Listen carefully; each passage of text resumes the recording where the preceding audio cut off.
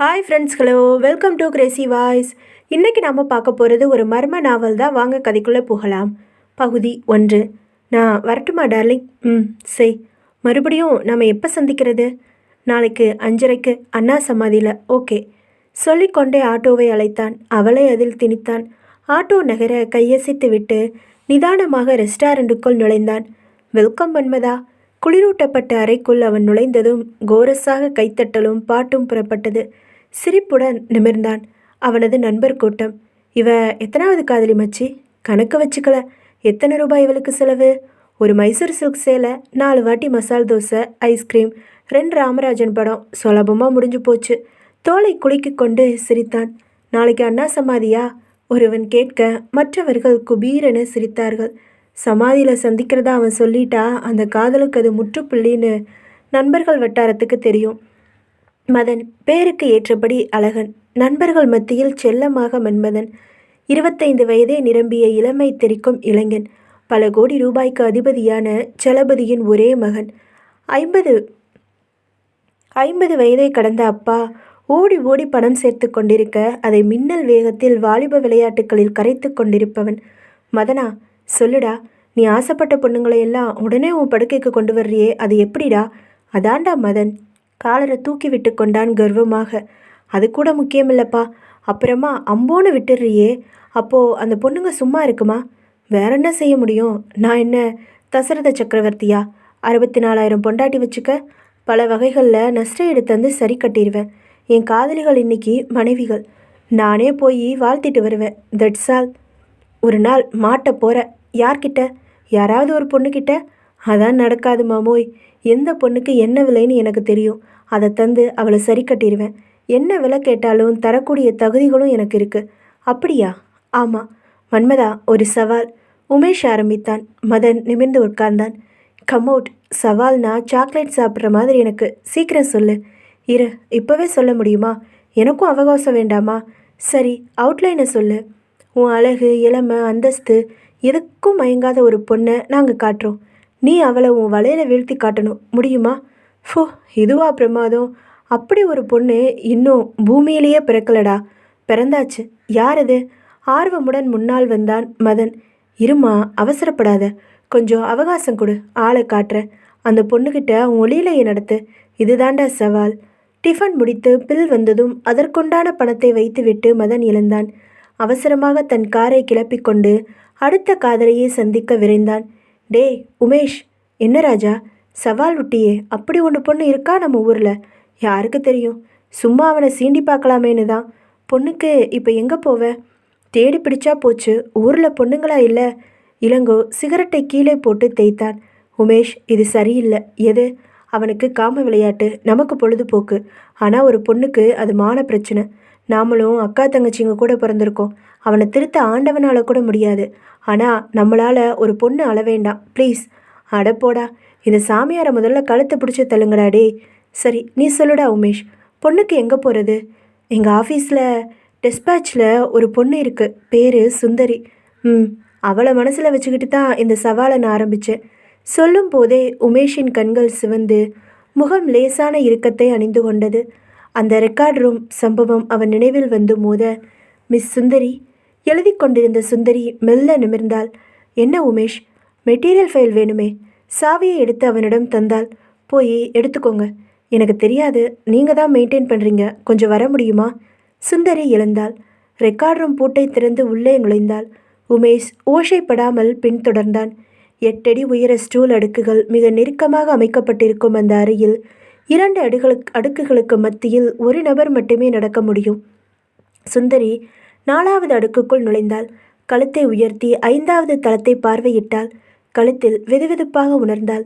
சடாரென திரும்ப உமேஷின் முகம் மிக நெருக்கமாக முத்தமிடும் அவசரத்தில் அடுத்த நொடியை முகத்தில் பட்டென அந்த அறை ஆக்ரோஷமாக விழுந்தது.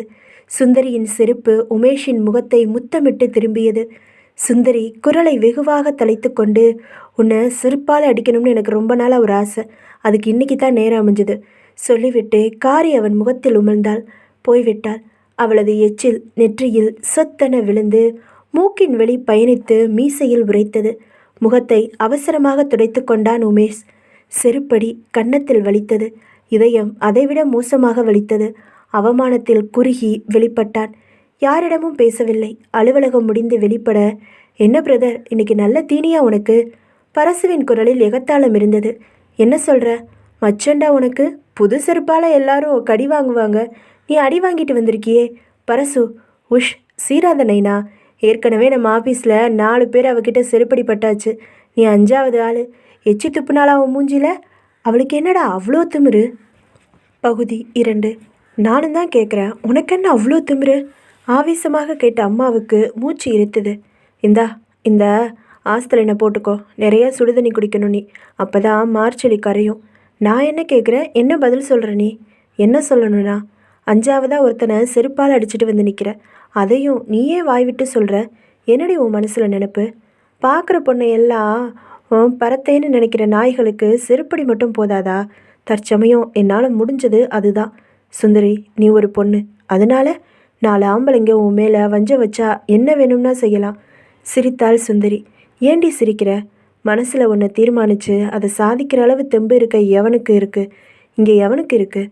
பேடி பசங்களுக்கு இந்த செருப்படியை வாங்கவே தில்லு போதாது. நீ விடுமா, மாத்திரை எப்படி? சுந்தரி, சொல்லுமா. நான் கண்ணை மூடுறதுக்குள்ளே உனக்கு ஒரு கல்யாணம் நடக்கணுமா? நடக்கும், இப்போ போய் படு. அம்மாவை படுக்க வைத்துவிட்டு உள்ளே நுழைந்தாள். கடுகு அடுப்பில் கொஞ்சமும் மீதி அண்ணியின் முகத்திலும் வெடித்தது. நான் தேங்காயை துருவட்டுமா அண்ணி? அவள் சடாரென திரும்பினாள். உன் மனசில் என்னதான் நினப்பு? ஏன் அண்ணி, ஊரில் ஒரு ஆம்பளை விடாமல் செருப்பால் அடிப்பியா நீ? ஏன், என்கிட்ட வம்பு வளர்த்தா நிச்சயம் அடிப்பேன். உன் மனசில் கோடீஸ்வரன்னு நினைப்பா? புரியலை. எந்த ஆம்பளை பொண்ணு கேட்டு தைரியமாக இந்த படி ஏறுவான்? உன் செருப்பு மகாத்மியம் ஊர் முழுக்க பரவி இருக்கு. அண்ணி, என்னை கொஞ்சம் பேச விடுறீங்களா? என்ன?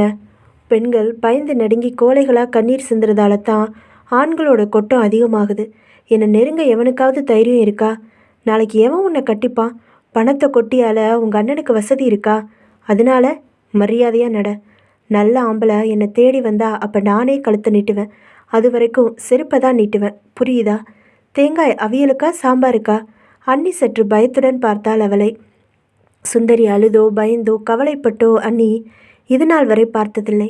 அந்த தெருவில் அவளும் ஜான்சிராணி என்றொரு பட்டப்பெயர் கூட உண்டு. மீசை முளைக்காத ஆம்பளை என்பார்கள். நல்ல அழகு, அதீத புத்திசாலித்தனம், ஓரளவு நல்ல வருமானம், சகலமும் நிறைந்த வித்தியாசமான ஒரு பெண் சுந்தரி.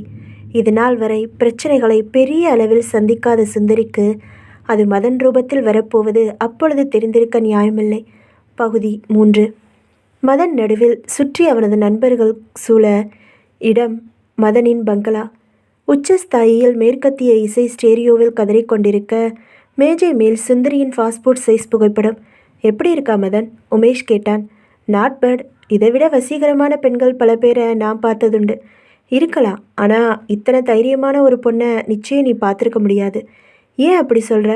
உன் காதலிகளோட எண்ணிக்கை எப்படி அதிகமோ அதை விட அதிகம் இவ கையால் செருப்படி வாங்கின ஆண்களோட எண்ணிக்கை. வாவ், உனக்கும் அப்படி ஒரு அனுபவம் அவசியம்னா சொல்லு, ஏற்பாடு பண்ணுறேன். மதன் மௌனமாக இருந்தான். லேசாக தலையை சிலிப்பி கொண்டான். நீ சவால் விட்ட பொண்ணு இவதானா உமேஷ்? ஆமாம். குட், உன் சவாலை நான் ஏற்றுக்கிறேன். அப்படின்னா இவளே என்னை காதலிச்சு ஏன் சந்திப்புக்காக ஏங்கும்படி நான் செய்கிறேன். எலும்பு துண்டுக்கு அலையிற நாய் போல நடக்க வைக்கிறேன் என் பின்னால் இவளை. அது நடக்காது மதன். ஏன் நடக்காது உமேஷ்? இந்த சுந்தரி உன் அழகு, இளமை, பணம் எதுக்குமே மயங்க மாட்டா. உன் மைசூர் சில்க்கும் மசால் தோசையும் இவக்கிட்ட எடுபடாது. அப்புறம் எதை காட்டியும் இவளை உன் பக்கம் இழுக்க முடியாது. நீயும் செருப்படி பட போகிற. பார்க்கலாம் ராஜா. அவள் வீட்டு விலாசம் இருக்கா உன்கிட்ட? கூப்பிட்ட உடனே வர பொண்ணுங்களை பார்த்து எனக்கே அழுத்து போச்சு. ஒரு மாறுதல் வேணும். நான் சுந்தரியை இந்த நிமிஷம் தொட்டு காதலிக்க தொடங்கிட்டேன். மீதியை பொறுத்திருந்து பாரு. எப்போ அவளை நீ சந்திக்க போகிற? அதெல்லாம் உனக்கு ஏன், நான் வரட்டுமா? அந்த புகைப்படத்துடன் எழுந்தான் மதன். அவன் கண்களில் சவால், குறும்பு எல்லாவற்றையும் மிஞ்சின ஒரு வெறி, மூன்றும் கலந்து மின்னியது. பகுதி 4. அந்த மருந்து கடையில் ஓட்டமும் நடையுமாக நுழைந்தாள் சுந்தரி. என்னம்மா தங்கச்சி, அவசரமாக வர்ற? மறுபடியும் அம்மாவுக்கு மூச்சு திணறல். ராத்திரி ரொம்ப அதிகமாகி ஆஸ்பத்திரியில் அட்மிட் பண்ணிட்டோம். அடடா, இப்போ எப்படி இருக்கு? மானிட்டர் வச்சு ஆக்சிஜன் தந்தப்போ காலையில் கொஞ்சம் சீராகி இருக்குது. இந்த மருந்துகளை கொடுங்க. அண்ணன் இல்லையா? அவர் வழக்கம் போல் டூரில். நான் தான் 2 நாளாக லீவு போட்டுட்டு. மேடம், திரும்பினாள் சுந்தரி புதுக்குரல் கேட்டு.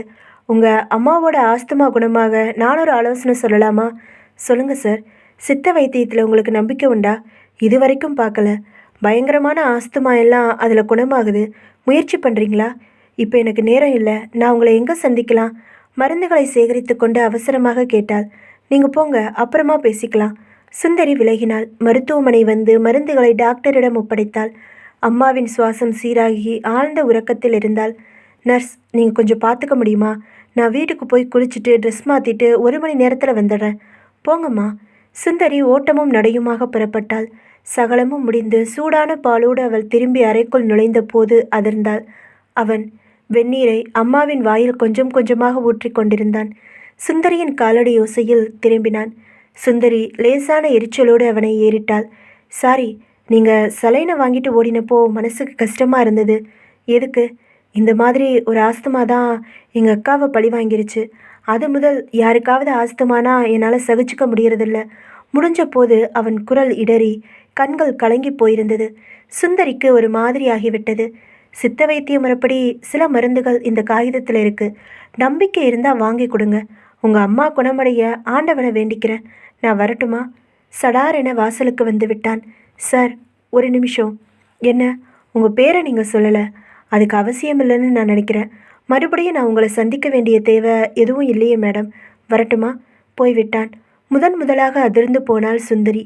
கேட்காமலேயே பேரை சொல்லும் ஆண் வர்க்கத்தில் கேட்டும் அதை சொல்ல விரும்பாத முதல் ஆடவன். சந்திப்பை தவிர்க்க சொல்லும் வித்தியாசமான இளைஞன். சற்று நேரத்தில் அவனை மறந்து போனாள் சுந்தரி. அடுத்த நாளே அம்மாவை டிஸ்சார்ஜ் செய்து வீட்டுக்கு அழைத்து சென்றாள். மறுநாள் காலை 8:30க்கு அலுவலகம் புறப்பட்டு விட்டாள். பேருந்து நிறுத்தத்தை அவள் அடையும் நேரம் ஒரு சின்ன கூட்டம், லேசான சலசலப்பு. ஆர்வத்துடன் அவளும் நெருங்கினாள். ஒரு குரல் மட்டும் உரக்க கேட்டது. சற்று பழக்கப்பட்ட குரலாக வேறு இருந்தது. நீங்கள் யாரும் தொடாதீங்க சார். இவனை வகுந்துடுறேன், நானே வகுந்துடுறேன். விலகி கொண்டு எட்டி பார்த்தாள் சுந்தரி. பேர் சொல்லாத அவன்தான் கோபக்கனல் தெறிக்க நின்றான். அவன் பிடியில் இன்னொரு இளைஞன். சற்று தூரத்தில் ஒரு பெண். என்னடே, அக்கா தங்கச்சி கூட நீ பிறக்கல? ரோட்டில் போகிற பொண்ணை கலாட்டா பண்ணுறியா? நட்ரா ஸ்டேஷனுக்கு. சார் விட்டுருங்க, இனிமே மாட்டேன். நீ ஏமா பயந்து ஓடுற? உன் காலில் உள்ள செருப்பு நீ நடக்க மட்டும் இல்லை, இது மாதிரி நாய்களை அடிக்கவும் தான். பஸ் வர கூட்டம் கலைந்தது. நீ எங்கே தாய் போகணும்? நான் துணைக்கு வரட்டுமா? வேணாம் சார், ரொம்ப நன்றி. அந்த பெண் விலக. ராஸ்கல், இனி பொம்பளைங்க பக்கம் திரும்பின கழுத்து உடம்புல இருக்காது. போடாடே. நெட்டி தள்ள அவன் ஓட்டம் பிடித்தான். கூட்டம் ஏறத்தாழ கலைந்துவிட அவன் நிமிர்ந்தான். எதிரே சுந்தரி. அட, நீங்களா? அம்மா சுகமா? அடுத்த வார்த்தை பேச சுந்தரி வாய் திறப்பதற்குள் தன் மோட்டார் சைக்கிளை புதைத்து அவன் காணாமல் போனான். சுந்தரி சற்று ஏமாற்றமாக கூட உணர்ந்தாள். உன் காலில் உள்ள செருப்பு நீ நடக்க மட்டும் இல்லை, இந்த மாதிரி நாய்களை அடிக்கவும் தான். திரும்ப திரும்ப அந்த சொற்கள் காதில் ரீங்கரிக்க மெலிதான சிரிப்புடன் பஸ் வருகிறதா என்று கவனிக்கத் தொடங்கினாள். அதே நேரம் கேலி செய்யப்பட்ட பெண்ணும் அடிவாங்கிய இளைஞனும் கை நீட்ட அவர்கள் கையில் தலா 100 ரூபாய் தாளை திணித்துவிட்டு, உங்கள் 2 பேருக்கும் ரொம்ப நன்றி, அவசியம்னு அழைக்கிறேன்.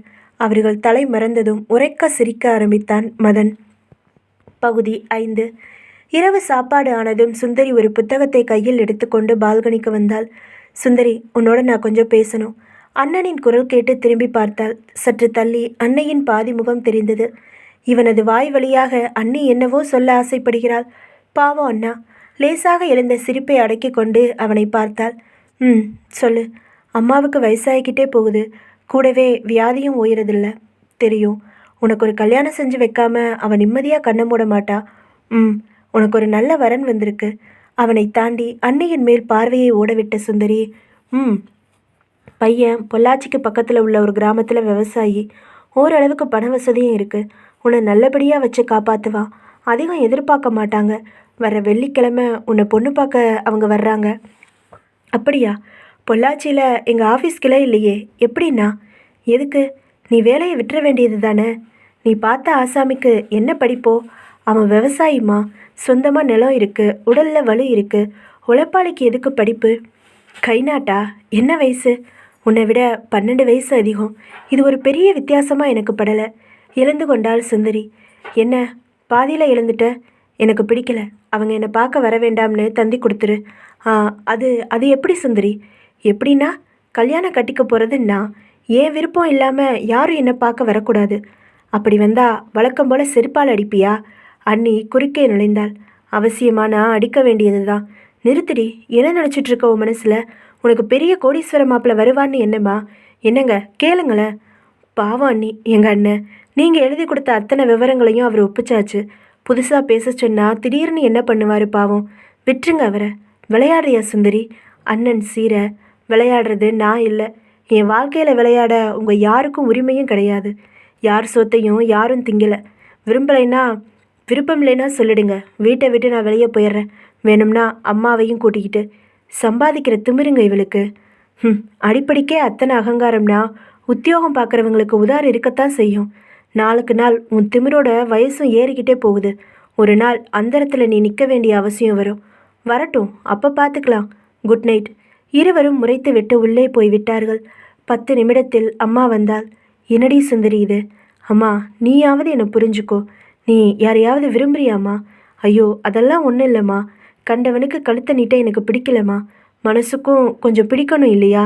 அம்மா கடிவுடன் மகளை பார்த்தாள். ஒன்றும் சொல்லாமல் உள்ளே போய்விட்டாள். சுந்தரி புத்தகத்தோடு படுக்கையில் சரிந்தாள். நீ யாரையாவது விரும்புறியாம்மா? சட்டென அந்த இளைஞனின் துருதுருப்பான முகம் வந்து கண்ணில் விழுந்தது. இன்னும் பெயரை கூட சொல்லலையே அவன். ஏதேதோ நினைத்தபடி உறங்கி போனாள் சுந்தரி. கனவில் அவன் வந்து கண் சிமிட்டினான். பெயரை சொல்லாமல் அவளை சீண்டினான். காலை எழுந்ததும் பரபரப்பாக புறப்பட ஆயத்தமாகிக் கொண்டிருந்தாள் சுந்தரி. நேற்றைய எதிரொலியாக அண்ணியின் முகத்தில் சிறுசிறுப்பு கூடி போயிருந்தது. நான் ஆஃபீஸ் போயிட்டு வர்றேன் பொதுவாக சொல்லிவிட்டு சுந்தரி வெளியே இறங்கினாள். அலுவலகம் வந்து தன் இருக்கையை சரி செய்து அமர்ந்தாள். தண்ணீர் குடிக்கலாம் என்று எழுந்தாள். ஜன்னல் பக்கத்தில் இருந்த பானையை அணுகி தண்ணீர் முண்டு நிமிர்ந்தவள் சட்டென நின்றாள். அவர்களது அலுவலகம் 3வது மாடி. ஜன்னல் அருகில் நின்று பார்த்தால் பிரதான சாலை பளிச்சென தெரியும். இப்பொழுதும் தெரிந்தது. கீழே பச்சை நிற பத்மனியில் ஒரு கழித்து சாய்ந்தபடி ஒரு சிகரெட்டை பற்ற வைத்தவன் அவனேதான். யாரையோ பார்த்தபடி நின்று கொண்டிருந்தான். இவனுக்கும் எனக்கும் அப்படி என்ன ஒரு ராசி? அவன் இந்த பக்கம் திரும்புவானா என்று ஏறத்தாழ 10 நிமிடங்களாக அலைப்பாய்ந்தாள் சுந்தரி. அவன் திரும்பும் வழியாகவே தெரியவில்லை. நான் கீழே இறங்கி போலாமா? ச்சே, கூடாது, அது நல்லா இருக்காது. என்ன சொல்லிக்கிட்டு கீழே போகிறது? சுந்தரி, 10 நிமிஷமாக ஜன்னலோரம் என்ன பண்ணிக்கிட்டு இருக்க? இந்திராவின் குரல் வர சுதாரித்தபடி சட்டென விலகி தன் இருப்பிடம் வந்தாள். டைப் செய்ய கடிதங்கள் காத்திருக்க டைப்ரைட்டரில் காகிதங்களை நுழைத்து கார்பன் நினைத்து அடிக்கத் தொடங்கினாள். முதல் வரியிலேயே 3 தப்புகள். வெளியே எடுத்து கசக்கி வீசினாள். மறுபடியும் திரும்பவும் 4-5 முறை தப்பாகி ஜேனரும் விக்ரமும் தன்னையே பார்ப்பது போல உணர்ந்தாள். கோகிலா பக்கத்தில் வந்தாள். சுந்தரி, என்னாச்சு உனக்கு? வழக்கமாக வர்ற ஒத்த தலைவலி. அதான் லெட்டரை சரியாக டைப் பண்ண முடியலை. லீவு எழுதி வச்சுட்டு போயேன். இன்னும் எம்டி வரலையே. இன்னைக்கு வரமாட்டாரு. நீ போ சுந்தரி. காத்திருந்தவள் போல கைப்பையை எடுத்துக்கொண்டு கடிதம் எழுதி வைத்துவிட்டு உடனே புறப்பட்டாள். ஜன்னலோரம் வந்தாள். இன்னும் அவன் இருந்தான். சந்தோஷமான சுந்தரி அவசரமாக கீழே இறங்கினாள். அந்த கட்டிடத்தை விட்டு வெளிப்பட்ட போது சிகரெட்டை தூக்கி வீசிவிட்டு கார் கதவை அவன் திறந்தான். ஓ, அவன் புறப்பட்டுட்டான். போயிடுவான். அதுக்குள்ளே அவனை பிடிச்சிடணும். அவசரமாக சாலையின் குறுக்கே அவள் பாய சடார் என வந்த ராஜ்தூத்காரன் பளிச்சென பிரேக் போட்டான். சுந்தரி நடு சாலையில் மல்லாந்து விழுந்தாள். போக்குவரத்து ஒரு நொடி ஸ்தம்பித்தது. காருக்குள் ஏறிய மதன் சட்டென இறங்கி ஓடி வந்தான் வேகமாக. சுந்தரி சுதாரித்து கொண்டு விட்டாள். ராஜ்தூத்காரன் சற்று கோபமாக கேட்டான். என்னம்மா இப்படி சட்டுன்னு குறுக்க வந்துட்ட? நான் மட்டும் பிரேக் போடலைன்னா என்ன ஆயிருக்கும்? Sorry sir. ஹலோ. மதன் வந்து விட்டான். நீங்களா? சுந்தரி ஒன்றும் தெரியாதது போல அவனை ஏறிட்டாள். வாங்க என்னோட. ஒரு சோடா குடிச்சா படபடப்பு அடங்கும். அவனை பின்தொடர்ந்தாள். அந்த அவசர விபத்துக்கு மனதுக்குள் நன்றி சொன்னாள். குளிர்பானம் வாங்கி தந்தான். பருகினாள். இப்போ சரியா போச்சா? ஏன் இவ்வளவு அவசரம்? பதில் சொல்லாமல் சுந்தரி சிரித்தாள் மென்மையாக. நான் வரட்டுமா? கார் கதவை அவன் திறக்க, நானும் வரட்டுமா என்றாள் சுந்தரி. மதன் ஸ்லோ மோஷனில் தலையை திருப்பினான். பகுதி 6.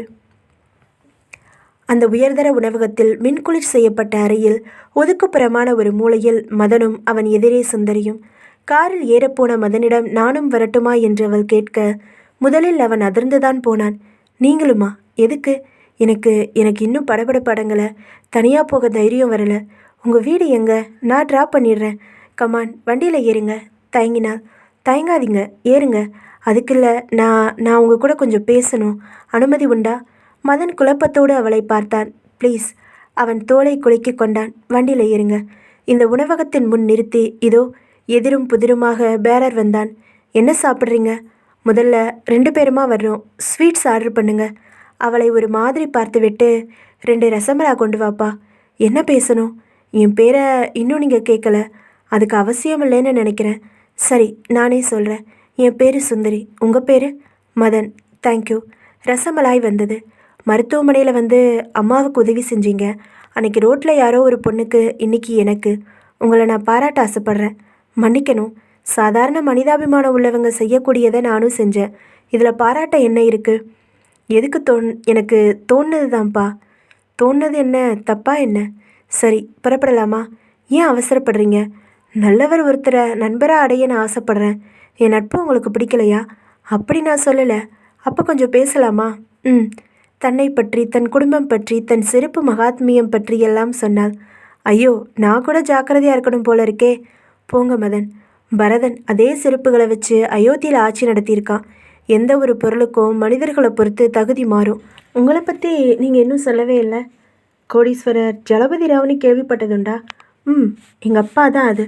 மை காட், பணக்கார வீட்டு பிள்ளையா நீங்கள்? ஆனால் அன்புக்கு ஏங்குற ஏழை. எனக்கு அம்மா இல்லைங்க. இத்தனை சொத்துக்களையும் எடுத்துக்கிட்டு என் அம்மாவை தர சம்மதிச்சா இந்த நிமிஷம் ஏழையாக மாற நான் கூட தயார். பூரிப்புடன் அவனை பார்த்தாள். நான் ஒன்று சொல்லட்டுமா? சொல்லுங்கள் சுந்தரி. சில பேருக்கு தாய் கூட வாழை கொடுத்து வைக்காது. அந்த தாயை மறுபடியும் இன்னொரு வடிவத்தில் உணரலாம். எப்படி? தாரம் மூலமாக. எனக்கு இன்னும் கல்யாணம் ஆகலை. இனிமே ஆகலாம் இல்லையா? மென்மையாக சிரித்தான் மதன். அப்பாவுக்கு பணம் சேர்க்கவே நேரம் போதலை. என் கல்யாணம் பற்றி யோசிக்கவா நேரம் இருக்குது? எனக்கும் அதில் தற்சமயம் நாட்டம் கிடையாது. போலாமா? எழுந்து கொண்டார்கள். இப்போ சரியாக போச்சா? வீட்டில் கொண்டு வந்து விடணுமா? வேணாம் மதன். உங்கள் ஃபோன் நம்பரை கொடுங்க. இது என் ஆஃபீஸ் நம்பர். பரஸ்பரம் தொலைபேசி எண்கள் கைமாற அவள் வெளியில் வந்து பஸ் ஏறி கொண்டதும் அவன் காரை ஸ்டார்ட் செய்தான். சுந்தரிக்கு அத்தனை சீக்கிரமாக வீட்டுக்கு போக பிடிக்கவில்லை. கன்னிமாராவுக்குள் நுழைந்தாள். ரெஃபரன்ஸ் பகுதிக்குள் நுழைந்து ஒரு புத்தகத்தை கையில் எடுத்துக்கொண்டு இடம் தேடி அமர்ந்தாள். சுந்தரி, நீ மதனை காதலிக்க தொடங்கிட்டியா? காத்திருந்த உள்மனம் படக்கென ஒரு கேள்வியை தூக்கி போட நிமிர்ந்து உட்கார்ந்தாள். நீ இத்தனை காலம் காத்திருந்தது இவனுக்காகத்தானா? நீ ஒரு சாதாரண பெண். அவன் கோடீஸ்வரன் ஜலபதியோட ஒரே பிள்ளை. உன்னால் அவனை அடைய முடியுமா? இது அளவுக்கு மிஞ்சின ஆசை இல்லையா? கொஞ்சம் இரு. அவன் உன்னை விரும்புகிறானா? முதல்ல அதை தெரிஞ்சுக்கோ. கேள்விகள் பலவாறாக அவளை அலைக்கழிக்க புத்தகத்தின் மேல் அப்படியே கவிழ்ந்து படுத்து கொண்டாள். ஒரு அம்மாவை தர கடவுள் சம்மதிச்சா இந்த நிமிஷம் ஏழையா நான் தயார். எத்தனை உன்னதமான இந்த மதன்! இவனுக்கு நான் தாரமாகி இவன்கிட்ட தாயன்பு காட்டணும். இவனோட ஏக்கத்தை நான் போக்கணும். அது என்னால் முடியுமா? கடவுளே, அது முடியணும். மனதில் உள்ள ஆசைகளை மறைத்து வைக்கக்கூடாது. திறந்து இவன்கிட்ட சொல்லிடணும். மாலை வரை வாசகசாலையில் இருந்து விட்டு வீட்டுக்கு திரும்பும் போது ஒரு தீர்மானத்துக்கு வந்திருந்தாள். பகுதி 7. மறுநாள் அலுவலகம் வந்ததும் டெலிஃபோனை அணுகினாள் சுந்தரி. வழக்கத்தை விட தன்னை சற்று கூடுதலாக அலங்கரித்து கொண்டிருந்தாள். அத்தனை கண்களும் அவள் மேல் இருந்தன. எப்பொழுதும் ஆண்களிடம் சிறுசிறுப்பு காட்டும் சுந்தரி அதை விலக்கி கொண்டிருந்தாள். டயல் செய்தாள். எதிர்முனையில் மதன் வந்தான். மதன், நீங்கள் தானே? எஸ். நீங்கள் யார் பேசுகிறது? குரலை கேட்டால் தெரியலையா? சுந்தரி பேசுகிறேன். எந்த சுந்தரி? உஷ், ஊரில் எத்தனை சுந்தரி உங்களுக்கு தெரியும்? விளையாடுறீங்களா? மதன் சட்டென சுதாரித்து கொண்டு விட்டான். Oh, I am sorry. நீங்களா? என்ன விஷயம் சொல்லுங்கள். உங்களை நான் உடனே சந்திக்கணும். எதுக்கு? ஓ ப்ளீஸ் மதன், கெஞ்சினாள். சரி, வர்றேன். அதே ரெஸ்டாரண்ட் வரவா? ஓகே. அவசரமாக லீவு எழுதி வைத்துவிட்டு புறப்பட்டாள். அவளிடம் கணிசமாக கூடியிருந்த ஒரு படபடப்பையும் வழக்கத்துக்கு மீறின குதூகலத்தையும் அந்த அலுவலகமே கூர்ந்து கவனித்தது. சுந்தரி இதையெல்லாம் கவனிக்கும் நிலையில் இல்லை. உணவக வாசலில் மதனின் கார் இருந்தது. உள்ளே நுழைந்தாள். இடம் தேடி அமர்ந்ததும், எதுக்கு இத்தனை அவசரமாக கூப்பிட்டீங்க மேடம்? மேடமா? அப்புறமா பெண்களை மரியாதையோடு நடத்துறது நம்ம நாட்டு பண்பாடு. மனசுக்கு நெருக்கமான பொண்ணுக்கு மரியாதை அவசியம் இல்லை மதன். புரியலை. எனக்கு எதையும் மூடி வச்சு பழக்கம் இல்லை. பீடிக வேண்டாம், விஷயத்துக்கு வாங்க. பல ஆண்களை நான் செருப்பால் அடிச்சிருக்கேன். ஆண்கள்னாலே ஓரளவுக்கு வெறுத்தும் இருக்கேன். ஆனால் இப்போ நான் மாறிட்டேன். உலகத்தில் உங்களை போல நல்ல இளைஞர்களும் உண்டுன்னு புரிஞ்சுக்கிட்டேன். எஸ் மதன், மனசு விட்டு சொல்கிறேன். நான் உங்களை விரும்புகிறேன். I love you. உங்களுக்கு மனைவியாக மாறி வாழ்நாள் முழுக்க உங்கள் கூட கழிக்க காத்திருக்கேன்.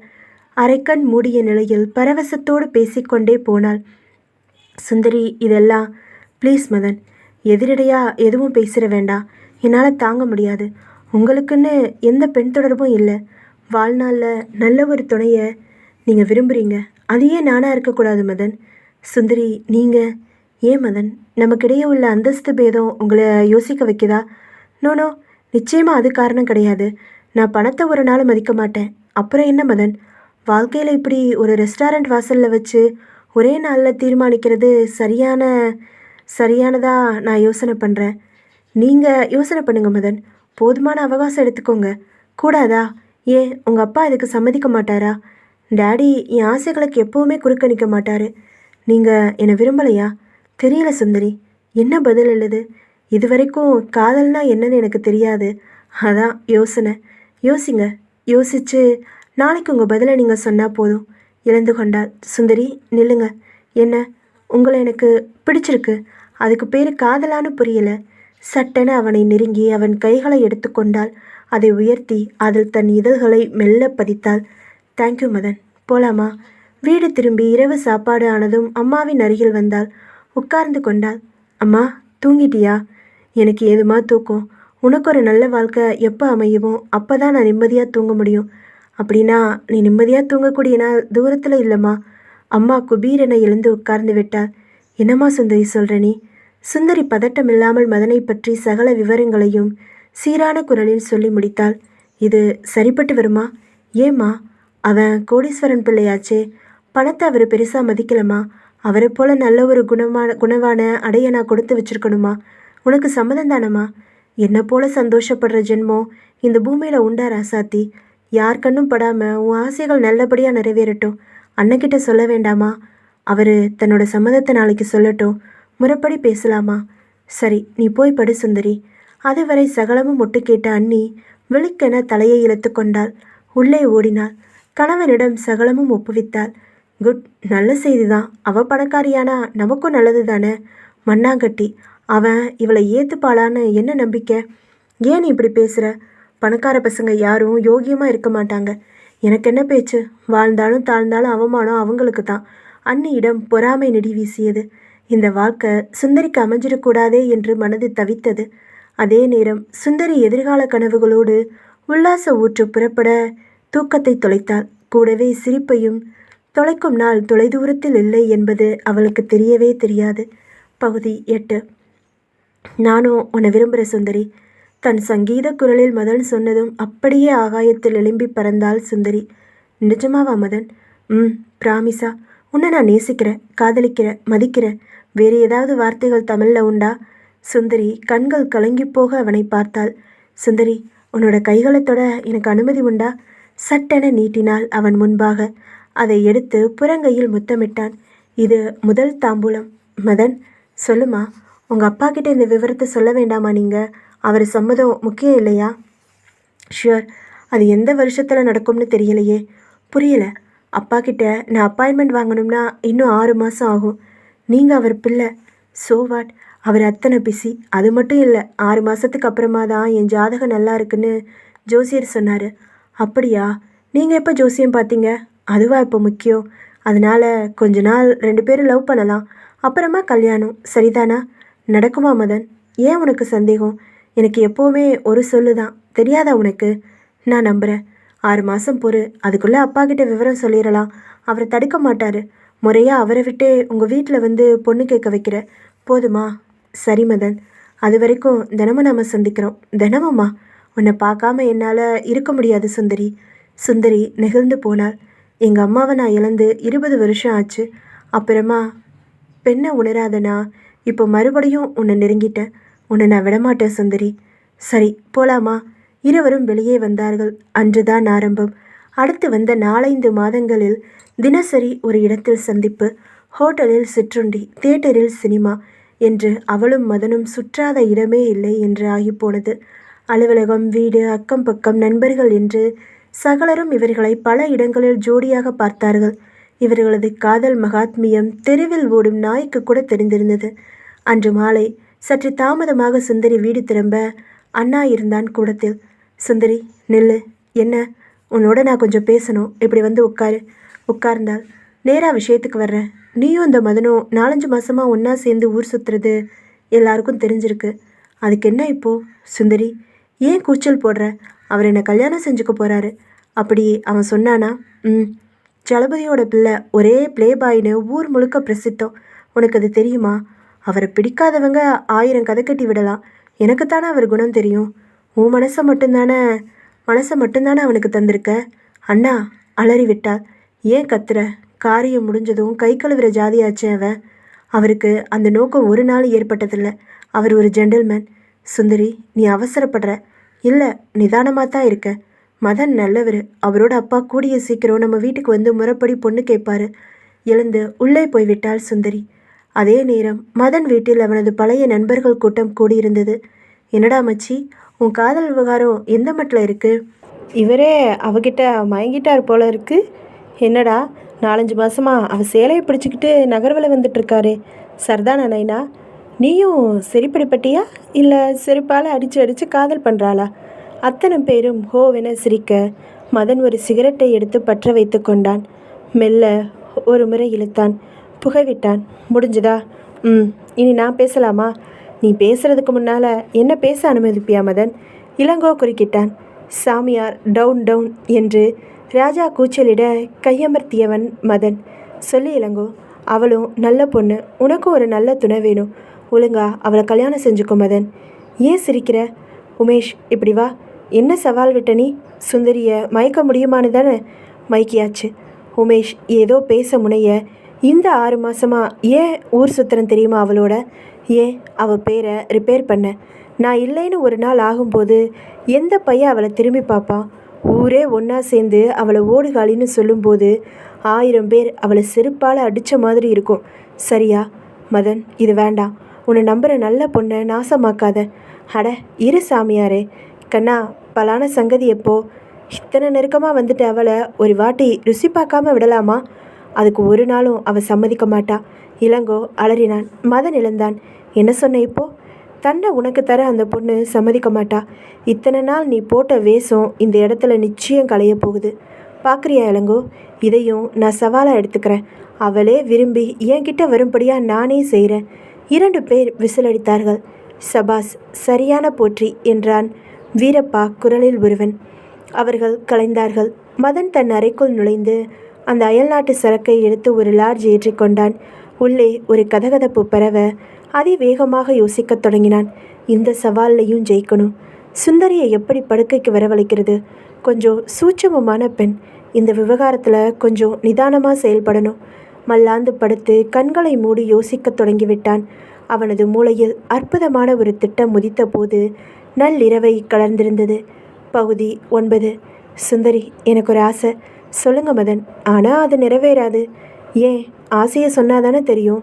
எங்கள் அம்மா தன்னோட கையால் சமைச்சு எனக்கு பரிமாறணும். அவள் மடியில் தலை வச்சு நான் தூங்கணும். முடியுமா? மதன், என்னாச்சு உங்களுக்கு? நாளைக்கு எங்கள் அம்மாவோட பிறந்த நாள். அவள் நினைவு வந்துட்டா என்னால் முடியல சுந்தரி. அழத் தொடங்கி விட்டான். பதறி போனாள் சுந்தரி. மதன், என்னப்பா இது? குழந்த மாதிரி நீங்களே. அவள் பிறந்த நாள் திதி இதெல்லாம் என்னை ரொம்ப பாதிக்குது சுந்தரி. அந்த சமயம் தனிமையை ரொம்பவும் நான் விருக்கிறேன். நான் உங்களுக்கு உதவ முடியுமா மதன்? எந்த வகையில்? நாளைக்கு நான் உங்கள் பக்கத்தில் இருந்தால் உங்கள் வேதனை குறையுமா?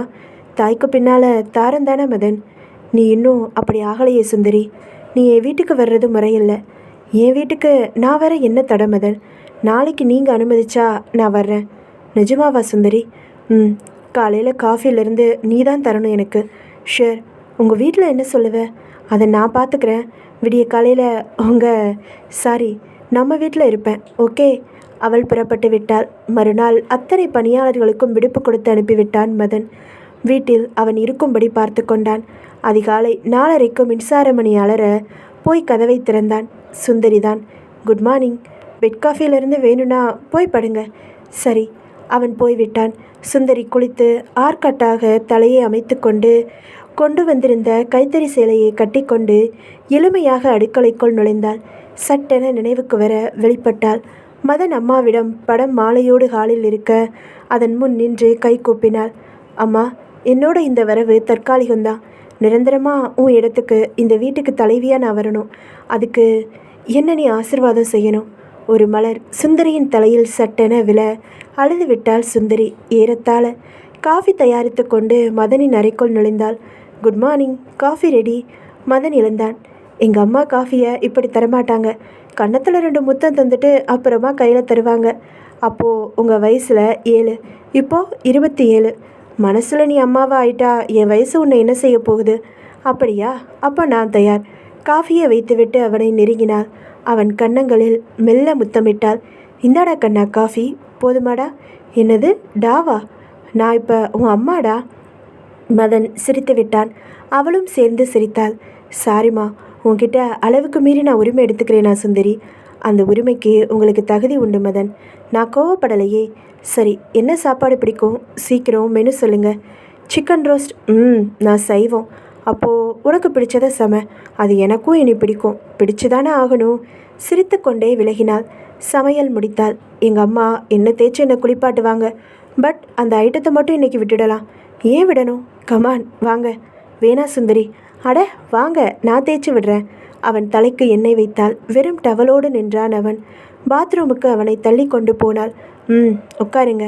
சீகக்காய் எடுத்து அவன் தலையில் தேய்க்க தொடங்கினாள். கண் எரியுது அலறினான். உஷ், பேசாமல் இருங்கப்பா. இதோ ஆச்சு, தண்ணி ஊற்றியாச்சு. சின்ன குழந்தை தேவலை உங்களுக்கு. தலை துவட்டும் போது எங்கள் அம்மா இடுப்பை நான் கட்டிப்பேன். நான் ஸ்டூல் போட்டு அதில் ஏறி நின்னா தான் உங்களால் அது முடியும். சுந்தரி. என்ன மதன்? சடாரன் அவளை கட்டி அணைத்து விட்டான். ஈரத்தோடு அவன் உடம்பின் சகல பாகங்களும் அவளோடு இளையத் தொடங்க. வேண்டாம் மதன். தீனமாக அவன் முணங்கினாள். நீ என் சொத்து தானே சுந்தரி, நான் அனுபவிக்கக்கூடாதா? இப்போது அது தப்பு மதன். சடாரன் அவளை விடுவித்தான். கோமாப்பா? இல்லை சுந்தரி, சாரி, நான் அவசரப்பட்டுட்டேன். நீ என் சொத்துன்னு நினைப்பு வந்தப்போ உணர்ச்சி வசப்பட்டுட்டேன். என்னை பற்றி நீ கேவலமாக நினைக்கும்படி செஞ்சுட்டேன். நோ, ஒரு நாளும் நான் நினைக்க மாட்டேன் அப்படி. இல்லை சுந்தரி, இப்போவும் இந்த நிமிஷமே எனக்கு நீ வேணும்னு தோணுது. ஆனால் அந்த எண்ணம் அயோக்கியத்தனம் இல்லையா? இல்லை மதன், நான் உங்கள் உடமை. எனக்கு இது புது உணர்வு. மறுபடியும் அவளை கட்டி அணைத்தான். அவனது கைகளின் மன்மத ஊர்வலம் அவள் உடம்பு முழுக்க கோலாகலமாக நடக்க. வேணாமதன், ப்ளீஸ் சுந்தரி. அவளது குரல் தேய்ந்து கொண்டே வர அவளை நடத்தி படுக்கை அறைக்கு அழைத்து போனான். அவளை படுக்கையில் சரித்தான். மதன், இது வேண்டாம். நான் உன்கிட்ட இது வரைக்கும் எதையும் கேட்டதில்லை சுந்தரி. இதையும் கேட்காதீங்க மதன். அவன் அவளை மிக மிக நெருங்கி மூச்சுக்காற்று மூக்கை சுடும் அருகாமைக்கு வந்துவிட்டான். சுந்தரியும் சூடாகி கொண்டிருந்தாள். படிப்படியாக அவனது அணைப்பில் அவளது சேலையை பறித்து எறிந்தான் மதன். அந்த சமயம் பலமான கைத்தட்டல் பின்னால் கேட்டது. மதன் சடாரென எழுந்து நிற்க சுந்தரியும் பதட்டத்தோடு எழுந்தாள். அங்கிள், மதன் கூவினான். அந்த நடுத்தர வயது மனிதர் அவர்கள் இருவரையும் எகத்தாளமாக பார்த்தார். சுந்தரி அவசரமாக சேலையை அள்ளிக்கொள்ள, என்னப்பா பாதையில் கெடுத்துட்டேனா? கதவை சாத்த மாட்டியோ? இப்படியா பட்ட பகல்ல? அங்கிள், ஜமாய், உங்கள் அப்பா கிட்ட நான் சொல்ல மாட்டேன். ஆனால் ஒன்று மதன். என்ன அங்கிள்? எய்ட்ஸ் வராமல் பார்த்துக்கோ. அதுக்கு இன்னும் சிகிச்சை வரலை நம்ம நாட்டில். கோடிக்கணக்கான உன் பணம் எடுபடாமல் போயிடும்.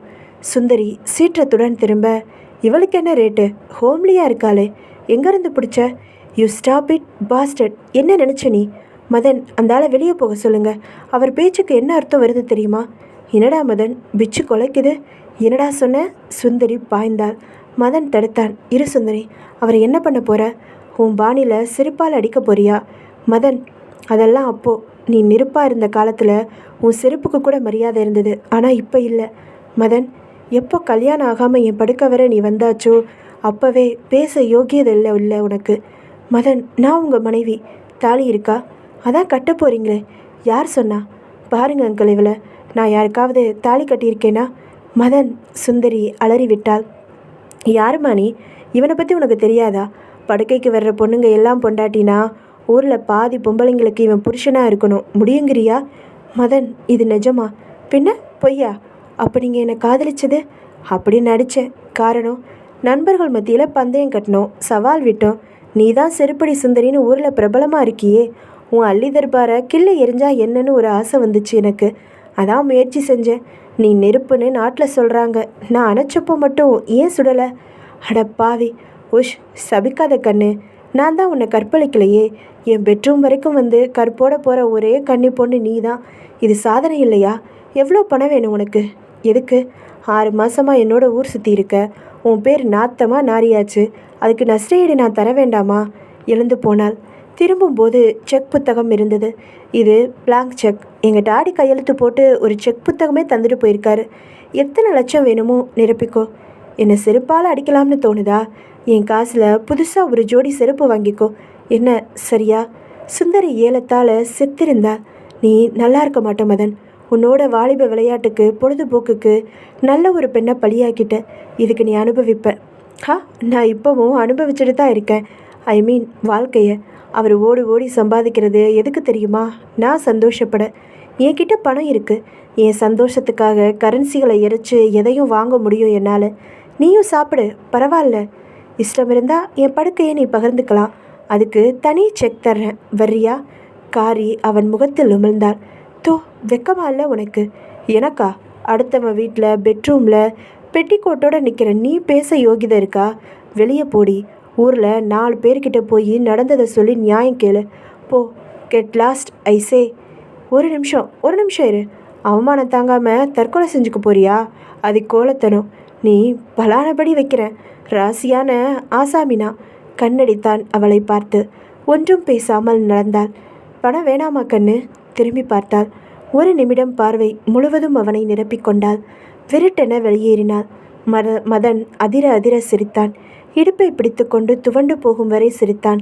அவனது சிரிப்பு தெருக்கோடியை எட்டும் வரை சுந்தரியின் காதுகளில் இருந்தது. பகுதி 10. மாலை 6 மணிக்கு அண்ணா வீட்டுக்குள் நுழைந்த போது அவன் கையில் அந்த கடிதம் இருந்தது. அவன் முகம் சிவந்து கிடந்தது. அம்மா, என்னப்பா இப்படி வா? என்ன விஷயம் சொல்லு. உன் மனசை திடப்படுத்திக்கோ. சுந்தரி இனிமே நம்ம வீட்டுக்கு வரமாட்டா.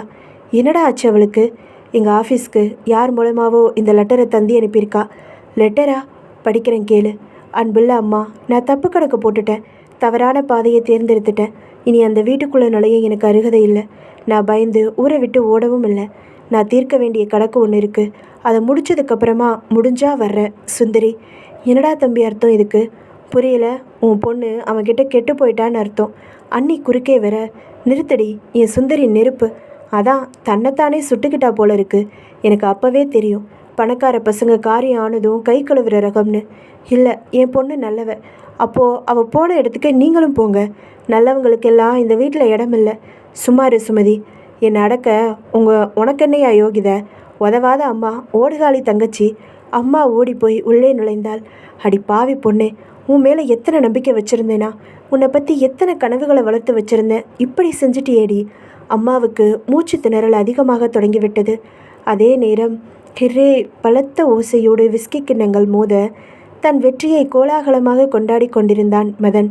என்னடா உமேஷ், புடவை கட்டிட்டு வர்றியா? நாளைக்கு பட்டு புடவையா, மைசூர் சில்கா? போடா மச்சான். உமேஷ் வெக்கப்பட்டான்.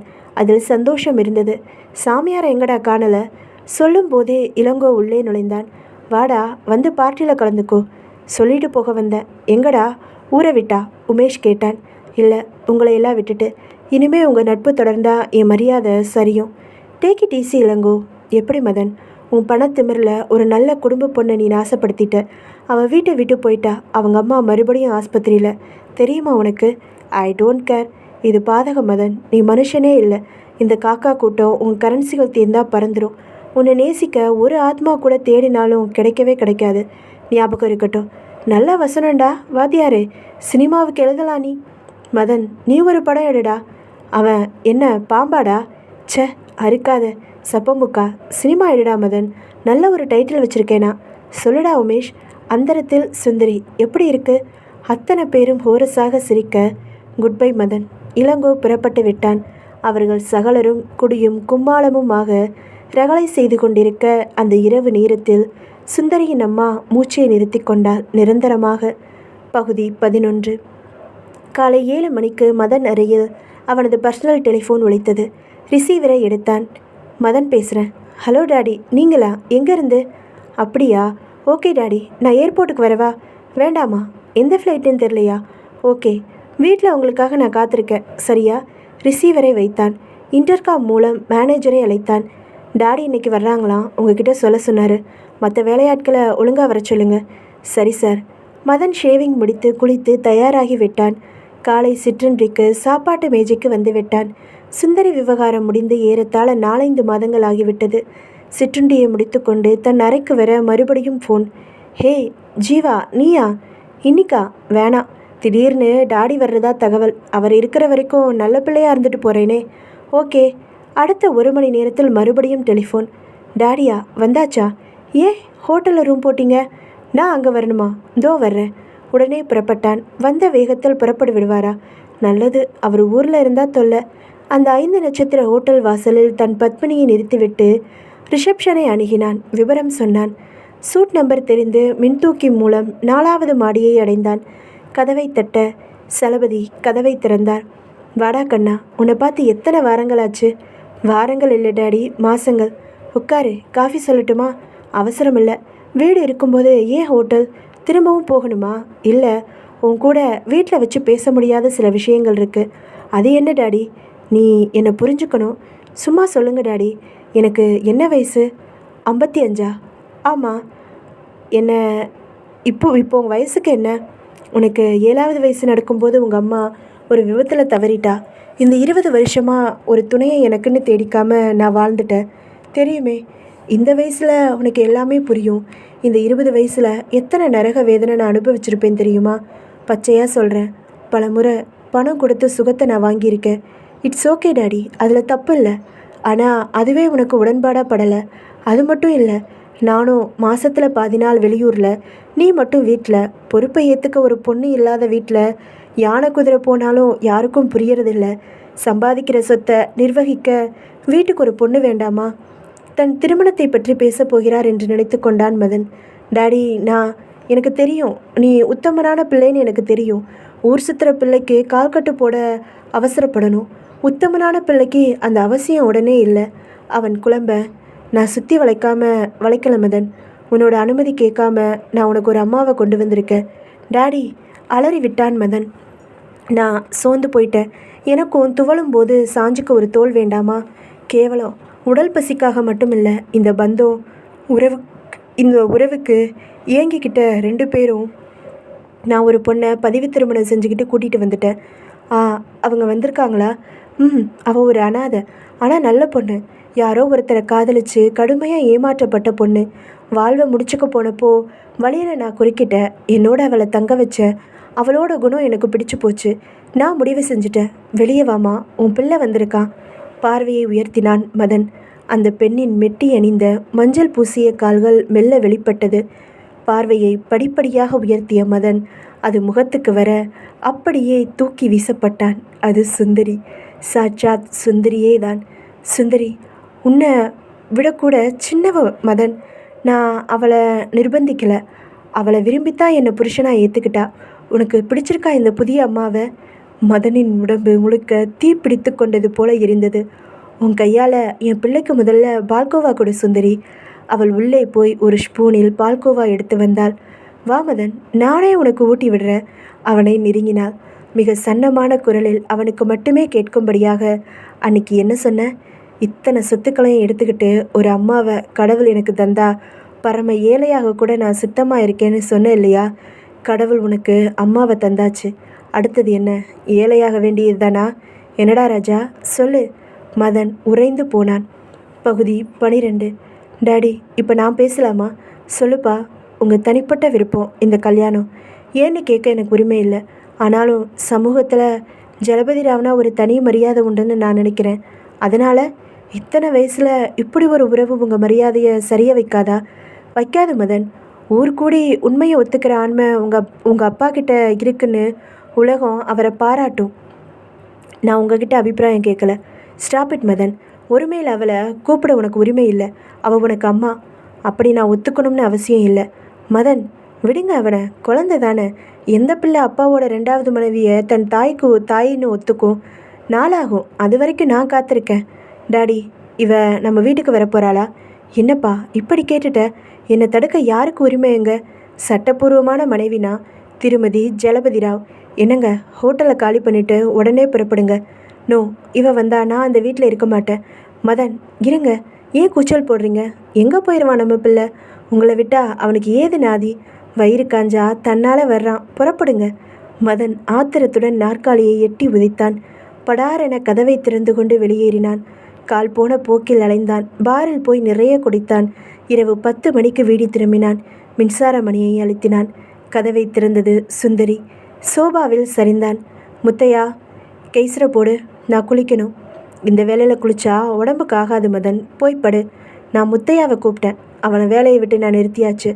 அர்ஜுன், பால் கொண்டு வா. அவனையும் நிறுத்தியாச்சு. பால் சூடாக இருக்கு, நான் கொண்டு வரவா? எல்லா வேலைக்காரங்களையும் நிறுத்தியாச்சா? ஆமாம். 3 பேர் இருக்கிற வீட்டில் எதுக்கு இத்தனை வேலைக்காரங்க? கோடிக்கணக்காக சம்பாதிச்சா பணத்தை வாரி இறைக்கணுமா? நான் தான் நிறுத்தினேன். நீ யாரு? உங்கள் அம்மா. போய்ப்படு. உள்ளே போய்விட்டாள் சுந்தரி. மதன் படு வேகமாக தன் அறைக்குள் நுழைந்து படுக்கையில் தொப்பென விழுந்தான். எல்லாவற்றையும் முடைத்து நுறுக்க வேண்டும் போல ஆவேசம் எழுந்தது. வெகு நேரம் கொதித்து அப்படியே உறங்கி போனான். காலை நேரம். Good morning Madan. விழித்தான். எதிரே சுந்தரி. இந்தா பெட் காஃபி. கன்னத்தில் முத்தம் தந்து தான் காஃபி தர்றது உங்கள் அம்மா வழக்கம் இல்லையா? தரட்டுமா? நான் உனக்கு அம்மா தானே. கெட் லாஸ்ட் ஐ சே. காலால் காஃபியை எட்டி உதைத்தான். கோப்பை சிதறி நிலம் தொட்ட இடத்தில் ஜலபதிராவின் கால்கள் இருந்தன. டாடி. ரொம்ப நல்லா இருக்கு மதன். என் மனைவிக்கு நீ தரக்கூடிய மரியாதை இதுதானா?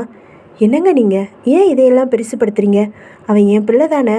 அம்மா பிள்ளைக்குள்ளே 1000 இருக்கும். நீங்கள் யார் நடுவில்? போங்க வெளியே.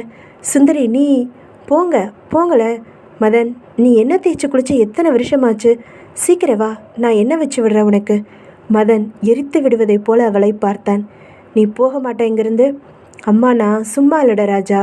கண் சிமிட்டி விட்டு நகர்ந்தாள் சுந்தரி. மதன் அவசரமாக குளித்துவிட்டு உடைமாற்றிக்கொண்டான். கீழே வந்தான். மதன், உனக்கு பிடிச்ச இடியாப்பம் தேங்காய் பால் செஞ்சு வச்சிருக்கேன், வா ராஜா. கொண்டு போய் கொளுத்து. கீழே வந்தவன் ஏதோ நினைத்து கொண்டு மறுபடியும் மேலே வந்தான். தன் அரை டிராயரை குடைந்தான். பீரோவில் தேடினான். மேனேஜர். சுந்தரி வந்தாள். இங்கேயும் நீயா? நான் மேனேஜரை கூப்பிட்டேன். அவரையும் அனுப்பியாச்சு. என்ன வேணும் ராஜா? என்கிட்ட சொல்லு. அவசியம் இல்லை. செக் புத்தகத்தை தேடுறியா? அதிர்ந்தான் மதன். எப்படி இவ்வளவு சரியா சொல்கிறா? அது இங்கே இருக்கு. அவள் கையில் வைத்திருந்தாள். அதை நீயே எடுத்த? உரிமையுள்ளவனா எடுத்த? உன் சம்மதம் எதுக்கு கண்ணா? You shameless idiot. நீ எப்படி எடுக்கலாம்? செக் புத்தகத்தில் ஜலபதி ராவ்னு தானே கையெழுத்து இருக்குது. நான் அவரோட மனைவி. நான் எடுக்காமல் யார் எடுப்பா இதை? உன்னை நான் சும்மா விட மாட்டேன். என்ன செய்ய போகிற சொல்லு. வெத்து செக்கில் விரும்பின தொகையை நிரப்பிட்டே இருந்தால் சம்பாதிச்ச சொத்துக்கள் என்ன ஆகிறது? உனக்கு எப்போ பொறுப்பு வரும் சொல்லு. எவ்வளோ பணம் வேணும் இப்போ உனக்கு? ஆடி போனான் மதன். நீயா கேட்குற இதை? பின்ன அம்மா கேட்காம ஒரு பிள்ளைய வேற யார் கேட்க முடியும்? குர்ரி அதை. செக் புத்தகத்தை பறிக்க மதன் பாய வாகாக நகர்ந்து கொண்டாள் சுந்தரி. விலை இருந்த அவனை ஜலபதிராவ் தாங்கிக் கொண்டார். டாடி, இது அக்கிரமம். என் பணத்தை எனக்கே தர இவ யாரு? உங்கள் அம்மானு எத்தனை வாட்டி சொல்கிறது மதன்? நான் அந்த உரிமையை அவனுக்கு தந்திருக்கேன். இனி நானே கூட சுந்தரி அனுமதி இல்லாமல் சல்லி காசு செலவழிக்க முடியாது. இதை விட என்னை நீங்கள் கொண்டு இருக்கலாம். ஆத்திரப்படாத மதன். பொறுப்பில்லாமல் நடந்துக்கிற இந்த குடும்பத்தில் பொறுப்பை ஒத்துக்க ஒரு நல்ல பொண்ணு வந்திருக்கான்னு சந்தோஷப்படியா? நான் சந்தோஷப்படலை, வேதனைப்படுறேன். எதுக்கு? இந்த வயசில் ஒரு வேசிக்கிட்ட மயங்கி நிலத்தடுமாறி நீங்கள் நிற்கிறத பார்த்து. மதன் கையை ஓங்கி கொண்டு பாய்ந்து விட்டார் ஜலபதிராவ். குறுக்கே புகுந்து விட்டாள் சுந்தரி. ஏன் இத்தனை பதட்டம் உங்களுக்கு? தாயை வேசின்னு சொல்கிறா அவன். எனக்கு யாரும் தாயும் இல்லை. எங்கள் அம்மா செத்து 20 வருஷமாச்சு. சரிப்பா, நான் வேசி தான், அப்படியே இருக்கட்டும். உங்கள் அப்பாவை மைக்கி கைக்குள்ளே போட்டுக்கிட்டேன். பணத்தை பறிக்கத்தான் இங்கே வந்திருக்க. அதை ஒத்துக்கோ. இந்த அத்தனை சொத்துக்களும் உன்னோட முன்னோர்கள் சம்பாதிச்சதில்லை. உங்கள் அப்பா தன்னோட உழைப்பால் சேர்த்த பணம். உழைக்காமல் ஊரை சுற்றுற நீ தினம் தினம் யாராருக்கோ பணத்தை கொட்டி எழும்போது உழைக்கிறாங்க அப்பா ஒரே ஒருத்திக்குத்தானே தன்னோட சொத்துக்களை தரக்கூடாதா? ஆடிப்போனான் மதன். சுந்தரி, நீ என்ன சொல்கிற? ஆமாங்க, உங்கள் பிள்ளையோட மன்மத விளையாட்டுக்களை இந்த வீட்டு வேலைக்காரங்க புட்டு புட்டு வச்சாங்க. இன்னும் ஆதாரம் வேணும்னா அவனோட நண்பர்களை கேட்டுக்கலாம் நீங்கள். ஜலபதிராவின் புருவம் உயர்ந்து கண்கள் சிவந்து போனது. ஏன் பிள்ளையா? ஏன் பிள்ளையா இத்தனை மோசமாக நடந்துக்கிறான்? விடுங்க, வயசு அப்படி. இல்லை, இனிமே இவன் என் பிள்ளை இல்லை. என் சொத்துல சல்லி காசு இவனுக்கு கிடையாது. உடனே வீட்டை விட்டு அவனை வெளியே போக சொல்லு. நான் அவன் மூஞ்சில கூட முழிக்க மாட்டேன், அலறினார் ஜலபதி. என்னங்க இது? நம்ம லாயரை நாளைக்கே கூப்பிடு. அத்தனை சொத்துக்களையும் உன் பேருக்கு எழுத போகிறேன். இவன் என் முன்னால் நிற்கக்கூடாது. பல பொண்ணுகளை பதம் பார்த்த இவன் நாளைக்கு உன்னையே கூட. ஹோ நோ, அவனை போக சொல்லு. தன் அறைக்கு போய்விட்டார் ஜலபதிராவ். தன் தீ விழிகளால் அவளை பார்த்தான் மதன். என்னப்பா ராஜா பார்க்குற? உன்கிட்ட நிறைய கரன்சி இருந்தது. எல்லாத்தையும் விலை பேசிட்டு இருந்த. திடீர்னு செல்லா காசு ஆயிட்ட.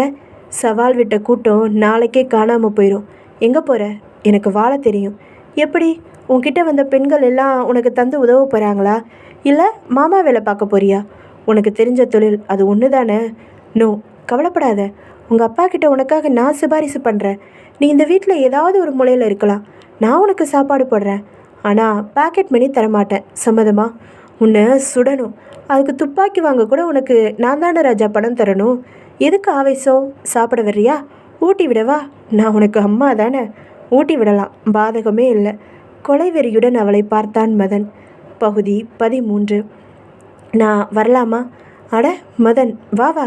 என்ன இவ்வளோ தூரம்? இளங்கோ ஆர்வமாக வரவேற்றான். உட்காரு மதன். என் முகமெல்லாம் ஒரு மாதிரி இருக்கு. உடம்பு சரியில்லையா? நிறைய நான் பேசணும் இளங்கோ. இந்த நிமிஷம் உன்னை விட ஒரு நல்ல சிநேகிதன் வேறு யாரும் எனக்கு கிடையாது. சொல்லு மதன். 2 நாளில் நிலைமை தலைகீழாக மாறியாச்சு இளங்கோ. உனக்கு நிறைய விவரம் சொல்லணும்னா இளங்கோ கேட்க தயாரானான். அப்பா வந்தது முதல் ஒன்று விடாமல் குமுறும் குரலால் கொட்டி தீர்த்தான் மதன். இளங்கோ மௌனமாக இருந்தான். ஏன் இளங்கோ பேசலை?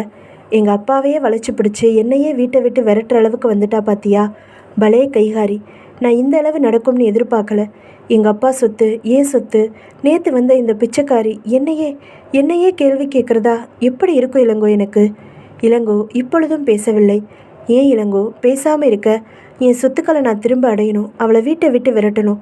வழி சொல்லுடா. அது முடியாது மதன். ஏன்? அவள் உங்கள் அப்பாவோட லீகல் மனைவி. அவளை சட்டப்படி எதிர்க்க உன்னால் முடியாது. அவள் மேலே ஒரு தூசு பட்டா கூட காரணம் நீதான்னு இனி பழி வரும். உன்னால் அவளை எதிர்க்க முடியாது. என் கையில் சல்லிக்காசு இல்லையே இளங்கோ. அவளை சரணடைஞ்சிடு இளங்கோ. அது ஒன்று தான் உனக்கு வழி. உன்னோட கெட்ட சவகாசங்களை விலக்கிட்டு நல்லவனாக மாறு. அவளை உன் தாயாக ஒத்துக்கோ.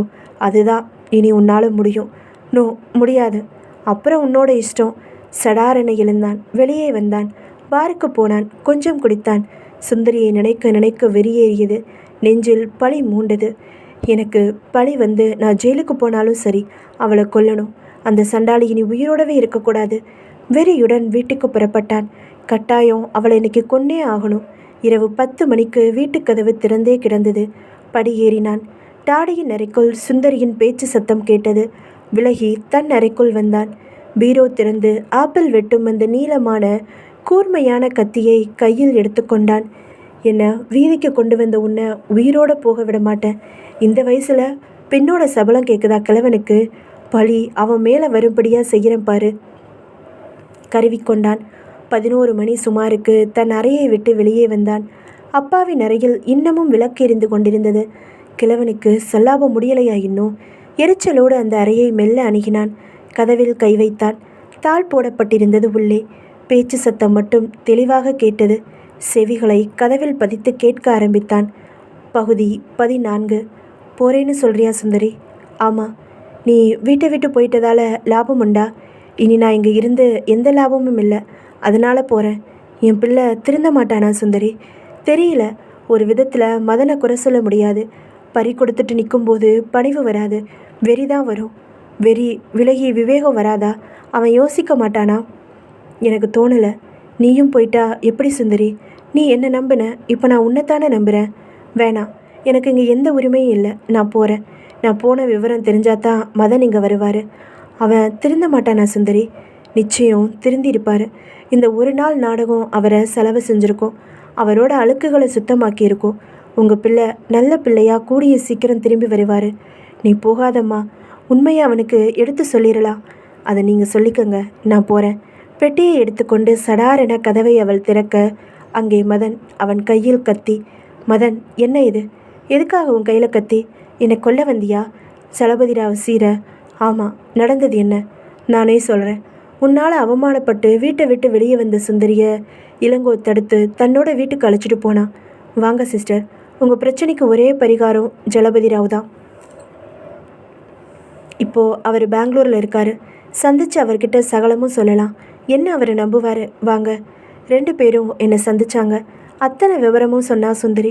உன்னை திருத்த கொஞ்சம் கடுமையாக நடவடிக்கை எடுக்கணும்னு தான் நாங்கள் இப்படி ஒரு நாடகம் நடத்த தீர்மானித்தோம். சுந்தரி என் மனைவி இல்லை, நான் பெறாத மக. அதிர்ந்து போனான் மதன். நான் வர்றேன் மதன். உங்கள் அப்பாவோட சகல சொத்துக்களுக்கும் ஒரே வாரிசு நீங்கள் தான். அதை யாரும் மறுக்க முடியாது. நீங்கள் உங்கள் விருப்பம் போல் வாழலாம். அதை தடுக்க யாருக்கும் உரிமை இல்லை. ஆனால் உங்களால் வீதிக்கு வந்த கடைசி பொண்ணு நானாக இருக்கட்டும். நான் வரட்டுமா? வர்றேன் சார். அவள் நகர, நில்லு சுந்தரி. ஜலபதி ராவ் குரல் கொடுத்தார். நின்றாள். அவனுக்கு அம்மாவா நாடகம் நடத்தினோம். ஆனால் எனக்கு மகளா நிஜமாவே இந்த வீட்டில் நீ இருமா. உன்னை நான் போக விட மாட்டேன். டாடி. என்ன மதன், இதுக்கு நான் சம்மதிக்க வேண்டாமா? மதன், நீ என்ன சொல்கிற? உங்களுக்கு மகளா ஒரு நாளும் சுந்தரி இந்த வீட்டில் வாழ முடியாது. நான் வர்றேன் சார். அவருக்கு என் மேலே உள்ள வெறுப்பு ஒரு நாளும் விலகாது. அது எனக்கு தெரியும். சுந்தரி நெல்லு. மதனின் குரலில் ஆண்மை இருந்தது. நின்றாள். மகளா நீ ஒரு நாளும் இங்கே வாழ முடியாது. காரணம், என் மனைவி எங்கள் அப்பாவுக்கு எப்படி மகளாக இருக்க முடியும்? பன்னீர் சிதறியதைப் போல அப்படியே பொங்கி போய் திரும்பினாள் சுந்தரி. ஓடி வந்து அணைத்து கொண்டான் மதன். ஜலபதிராவ் கசிந்த தன் கண்களை துடைத்து கொண்டு வேறுபுறம் திரும்பிக் கொண்டார். முற்றும். இதோட இந்த நாவல் முடியுது.